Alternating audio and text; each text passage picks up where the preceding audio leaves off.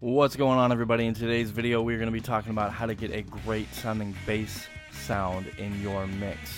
Welcome, my name is Ben. This is Fret to Fret, helping musicians grow. It's my goal on this channel to help you grow as a musician and to show you that it is possible to create great quality music from your small home studio. So if you're new here, consider subscribing. I look forward to getting to know you in the comments. Also, if you haven't already, go over to my website, www.gofrettofret.com. I'll leave a link somewhere, either in this video or down in the description. You can go there, download my ebook. It's totally free. Who doesn't love free? It's completely free. It's a free guide. It's called the Gain Staging Guide, and it's really meant as a kind of a prerequisite, not prerequisite, but just what you should be doing before you start mixing it. It's kind of my method that I've come up with to get on the right path to creating quality music. So if you haven't already, go to my website, download the ebook. It's totally free. My gift to you just for watching this video. Please enjoy it. All right, let's dive into this. We're going to look at how to get a great bass sound. So first of all, I'm going to play you this little clip. This is a couple measures of a song I'm working on. This mix is coming along. I just wanted to show you what's going on here, how this sounds, and how we've set all this up. So let's go.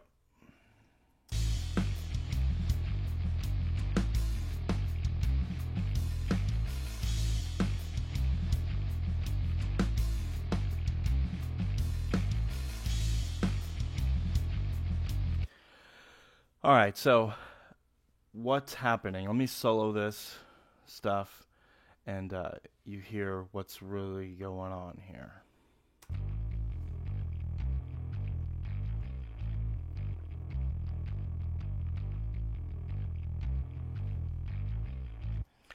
Okay, so first of all, when you record bass, if you're in a home studio, like a budget setup, small home studio, just like I am, you probably don't have access to crazy expensive gear, big amplifiers, perfect microphones, all that kind of stuff.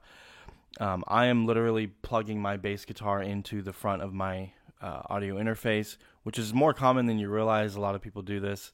You get a really good natural sound. I am using the Presonus Audio Box i2, and the bass guitar I have is the Ibanez Talman. It's like the short scale bass. It's a great sounding bass. I love it. Anyway, I plug straight into the front of my audio interface.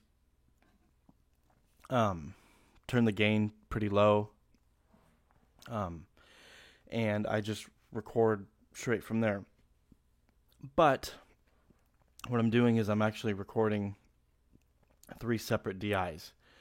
And I'll show you why. So in this first one, what the EQ we've got going on here, the bass typically lives right around the 60 to 110, right in there. That's kind of where the bass lives. It's really that's kind of subjective, I guess you could say. It's not really like a hard and fast. It's like this every time. You just kind of have to figure out where like the dominant areas are in your bass. But typically, as a general guideline, is going to be about 60 to 100 hertz is where the low end of a bass is going to live. So as you can see right here, I've cut right around 50. I've boosted right around 95. And I've cut all the way up to about 260, 262, something like that. So I've cut pretty aggressively right here. This is this guy right here. Cut pretty aggressively. So all this track sounds like by itself is, see if I can, all this track sounds like by itself is this.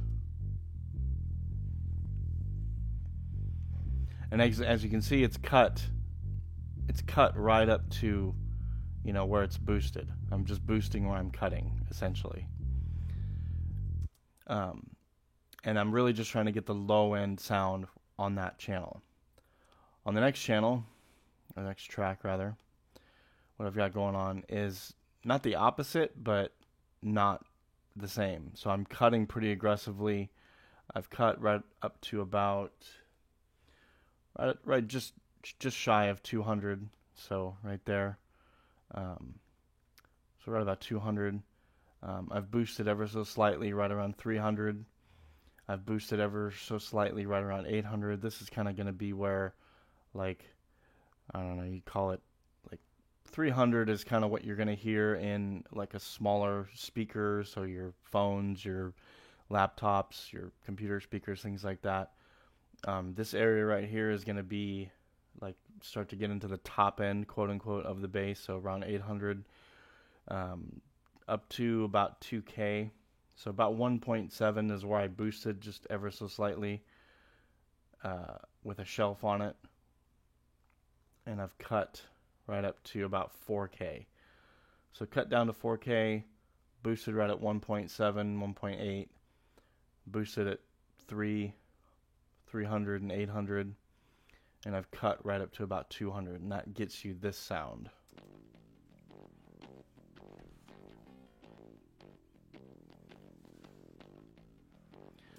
It's not beautiful.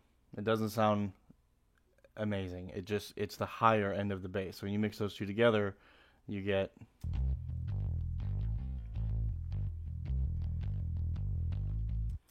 a nice, like, nice round full sounding bass guitar.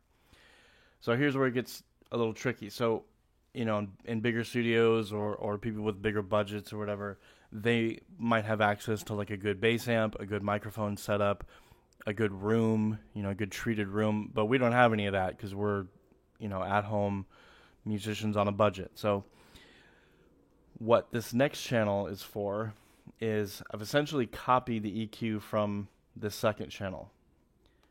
The EQ over here is just the same thing. Yeah, it's pretty much exactly the same thing.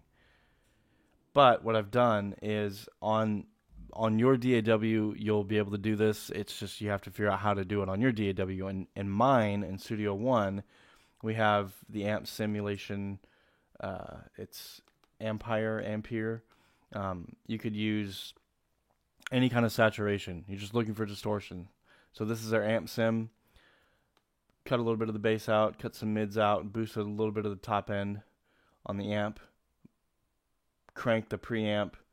High input. Put a tube driver guitar pedal on it. I got some pretty gnarly distortion on it. It's pretty dirty sounding. And this is what this channel sounds like by itself.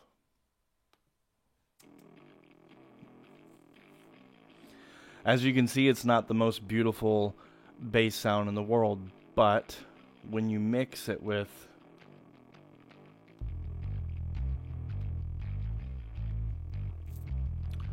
those two, sorry, when you mix it with those two, you start to get a nice fat bass sound. And this is really, trying to emulate the sound of a nice big, bass amp with a, rumbling cabinet and vibrating speakers. And that's really what this channel is for. It's trying to get that fat, warm, cranked bass amp sound. So you got that.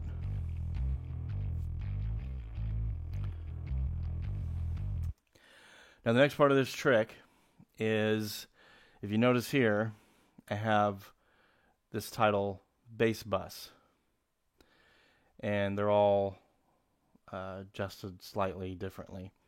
Now this bass bus, what's on here, get rid of that. Let's just hear what this sounds like by itself.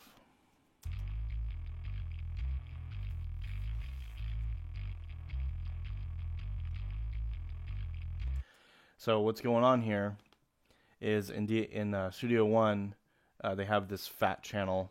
It's basically just a vintage emulation. It's got some vintage EQs, some vintage compressors, things like that. It's pretty cool. But anyway, I've kind of followed the same pattern, boosted slightly right around 60. I've cut pretty aggressively some of the mids out just because I want a specific sound. Boosted a little bit of the top end. And just in case you're wondering what this little arrow means, this is the position of things, because yes, it does matter. Some people say it doesn't, but it does matter, because you have to think about it logically. Like you're either going to be like you're going to be compressing what you're EQing, or you're going to be EQing what you're compressing. So it might not be like a super noticeable difference, but there is a difference. It does make a difference, and in certain situations it might be extremely noticeable, but in this situation it isn't super noticeable. I've just gotten into the habit. My personal taste, I prefer to EQ what I prefer to compress what I EQ. So I always put my EQ first, or typically put my EQ first. So the compression over here is just this ridiculously compressed sound. So if we solo this track, if you can hear that, I'm going to turn this off and you're not going to be able to hear it. The EQ is still on, but the compressor has been shut off. This is like I think it's Studio One's version of an 1176, I believe. It's an awesome compressor. Anyway, what you're trying to do is just compress the heck out of it. So the way this one works is you get it going, and the way I do it is I start bringing this guy up until I start seeing this needle move. So you don't hear anything, it's playing. You start bringing it up, and you can start seeing some gain reduction. That's your gain reduction over here. And this is just this is basically a threshold, essentially, is what this is. It's just not going to start, it's going to not compress until it reaches a certain point, basically. So then you have your output, or your makeup gain, whatever you want to call it, and you start bringing this up to taste. But the idea here is to just bring it up to a level that you would never bring it up to you would, but in this situation you're trying to get a fat, over-compressed sound is the whole point behind this. You're trying to get an over-compressed sound to cut through. So when you blend all that together, when you blend those three together, you get, and just to show you, just for illustration purposes, what this sounds like without it.